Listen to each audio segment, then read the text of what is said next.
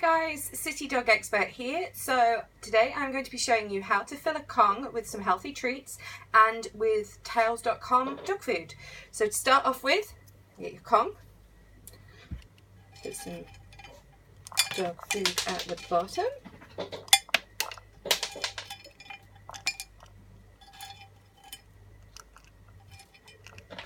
Fill it to just under this line. Add a few little bits of carrot.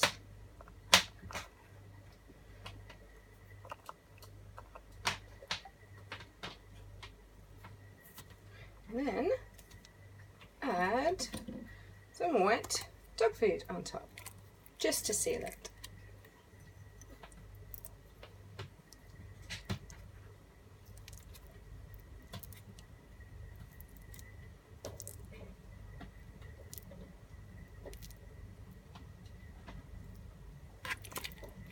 And that's it.